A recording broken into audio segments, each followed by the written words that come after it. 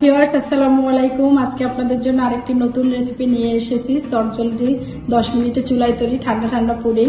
আপনারা আমার রেসিপিটি দেখে অবশ্যই বানিয়ে নেবেন। এটি দেখতে দেখুন কতটা সুন্দর হয়েছে, খেতেও ভীষণ মজার এবং নরম ও তুলতুলে হবে।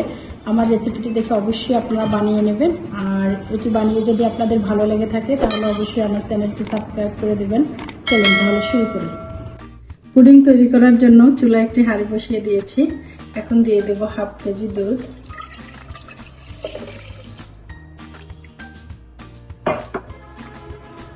দিয়ে দেব 1 পিস দারুচিনি, 2 পিস এলাচ। এখন এটাকে আমি কতক্ষণ জাল করে নেব। এখানে আমি হাফ কেজি দুধকে অর্ধেক করে নিয়েছি। এখন দিয়ে দেব চিনি,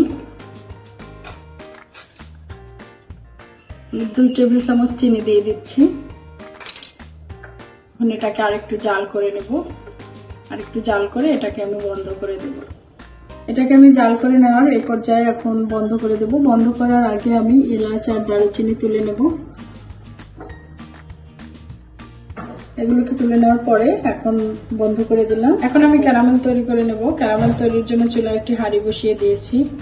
দিয়ে দেব 1/3 কাপ চিনি, সাথে সামান্য পরিমাণ পানি দিয়ে দেব। আপনারা আপনাদের পরিমাণ মতো দিয়ে দেবেন। পানি বেশি না দেওয়াই ভালো। ক্যারামেলটি হয়ে গেছে, এই পর্যায়ে আমি বন্ধ করে ঢেলে নেব। এখন আমি পুডিংটি রেডি করে নেব। আমি দিয়ে দেব ডিম,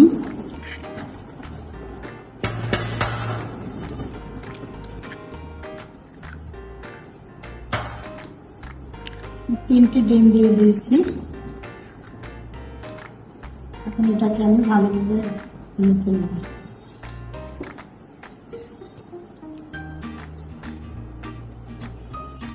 আমি এভাবে মিক্স করে নিয়েছি, আপনারাও এভাবে করে মিক্স করে নেবেন। এখন এটাকে আমি ঢেলে নেব।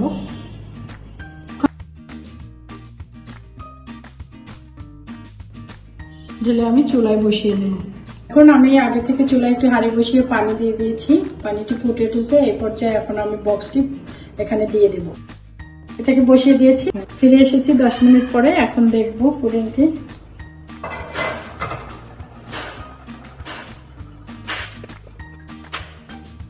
দেখুন পুডিংটি আমার হয়ে গেছে। এটা আপনারা কিভাবে বুঝবেন আমি দেখিয়ে দিচ্ছি।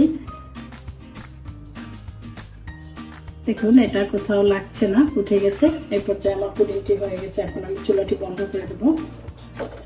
এখন এটাকে আমি 1 ঘন্টার জন্য ফ্রিজে রেখে দেব ঠান্ডা করার জন্য। ফিরে আসছি 1 ঘন্টা পরে। দেখুন দর্শক, আমার পুডিংটি বানানো হয়ে গেছে। কতটা দেখতে সুন্দর লাগে। আমার রেসিপিটি দেখে আপনারা অবশ্যই আমার মতো করে পুডিংটি বানিয়ে নেবেন। দেখতে যেমন সুন্দর হবে তেমনি খেতেও নরম তুলতুলে। এই গরমে ঠান্ডা ঠান্ডা পুডিং খেতে আপনাদের ভালো লাগবে। আর আমার পুডিংটি বানিয়ে যদি আপনাদের ভালো লেগে থাকে তাহলে অবশ্যই আমার চ্যানেলটি সাবস্ক্রাইব করে দেবেন। আল্লাহ হাফেজ।